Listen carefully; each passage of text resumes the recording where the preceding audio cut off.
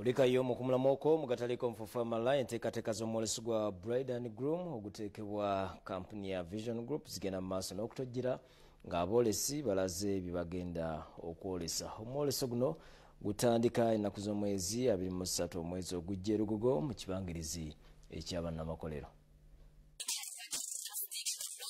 Enteekateeka ez'omwoleso gwa Bride and Groom ogutegekebwa kampuni ya Vision Group ogw'okubeerawo okuva nga 23 okutuuka nga 26 kuwume Lugugo ziri mu Jjiya. Abamu ku boolesi batunnyonnyodde ebintu eby'enjawulo bye baleese omuli gawuni z'abagole, emperekeze, amasuti g'abaami abambazi n'ebirala eby'omulembe eri abategeka emikolo. Mu bagenda okwolesa mulimu aba Lady Maureen Saloon and Collection Bride Mengo nga bano bakola ku bagole n'okupangisa engoye z'emikolo. Akulira kampuni eno Maureen Nabisere atubuulidde ebimu ku ebyo bye bateeseteese okwolesa. Abalabi baffe aba Bukedde TV tulina gomesi ez'emikolo, tulina gomesi ez'ababuuza, tulina ebi Nigeria. Omudaala gwaffe guli namba 1025 ne 1026.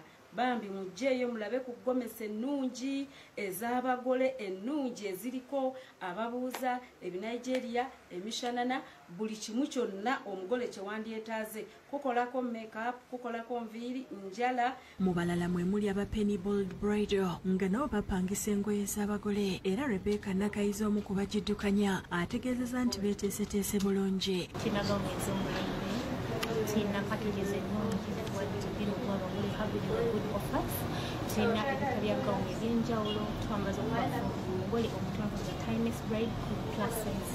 Bruno Serunkuuma amanyiddwa ennyo nga Bruno Betty ku lwa Vision Group alambuludde enteekateeka nga bwe ziri n'akunga abantu okujja mu mwoleso bayiga ebikwata ku mikolo ng'okuyingira kwa siringisa omutwalo gumu gwokka. Emidaala gikyaliwo mujje mwegatte mu kintu kino bizinesi oyo kuba abantu emanyike mwina bizinesi eyo mu maduuka mwakeedi nga tezimanyikiddwa naye nekasira bizinesi edagwe ku Bukedde TV nga tuli awagazi okuyingira mutwalo funa omudaala omanye tulina ennamba bwetuge omudaala gwo tubere nga tubeera mu kintu kya Bride and Groom. David Tamale yakusakidde eggulire lino.